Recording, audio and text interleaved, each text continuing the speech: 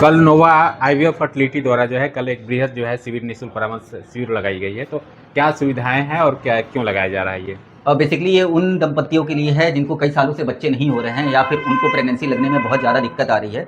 बहुत जगह से वो परेशान हो चुके हैं लेकिन उनको बच्चे नहीं हो रहे हैं। ऐसे ऐसे पेशेंट्स का हमारे वहाँ परामर्श होगा। साथ ही साथ में उनको बताया जाएगा कि किस रास्ते से उनको आगे चल के संतान की प्राप्ति हो सकती है। और हमारी डॉक्टर नेहा सिंह जो कि कल दिन बृहस्पतिवार 26 तारीख को यहाँ पर आएंगी मातुले हॉस्पिटल पर और ऐसे पेशेंट्स को निःशुल्क सलाह देंगी। साथ ही साथ में अगर कोई टेस्ट की रिक्वायरमेंट होगी तो वो भी उनको बताया जाएगा। क्या समय रहेगा और जो है मरीजों का जो है रजिस्ट्रेशन कैसे होगा? जी, शुरुआती समय की मैं बात करूं तो शुरुआती समय हमारा 11 साढ़े 11 से 12 बजे के बीच में है। लेकिन जैसे भी पेशेंट, जब तक हम पेशेंट पूरी तरह से देख नहीं लेंगे तब तक हम यहाँ पे रुकेंगे। एंड टाइम भले हमारा 4 से 5 बजे के बीच में है, लेकिन जब तक पूरी तरह से पेशेंट नहीं हमारी डॉक्टर देख लेती हैं तब तक हम ये कैंप चालू रखेंगे। आईवीएफ है क्या और जो है क्या खर्च आता है आईवीएफ फर्टिलिटी के लिए? जो देखिए, पहली चीज़ तो बेसिकली मैं बात करूँ आईवीएफ की, इन विट्रो फर्टिलाइजेशन, जो कि एक सिर्फ नाम है आज के समय में ट्रेंड आईवीएफ का। आज के समय में आईवीएफ की जगह ICSI होती है, इंट्रासाइटोप्लाज्मिक स्पर्म इंजेक्शन, जिसमें कि सिर्फ एक अंडे के द्वारा और एक ही स्पर्म के द्वारा हम बच्चे बनाते हैं। और साथ ही साथ में उसके बाद से जिस तरह से डे 5 के बच्चे हमारे होते हैं, जो 5वें दिन के नेचुरल तरीके के बच्चे होते हैं, उनको ही हमें ट्रांसफर करना होता है भ्रूण में।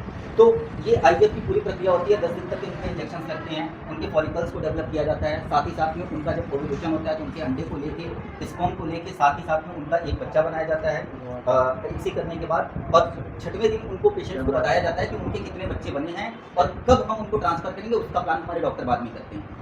और साथ ही साथ जैसा आपने कहा कि जो इसका कॉस्ट है, तो कॉस्ट की बात है। देखिए, कॉस्ट डिफरेंट पेशेंट का डिफरेंट जर्नी होता है। दिक्कत क्या है कि किसी पेशेंट को बहुत ज़्यादा दिक्कतें होती हैं तो उनका कॉस्ट कहीं ना कहीं वैरी करता है। अगर मैं बात करूं तो 70,000 प्लस इंजेक्शन से हमारे वहाँ आईवीएफ का शुरुआत है और ये जाता है 1.5 से 2 लाख।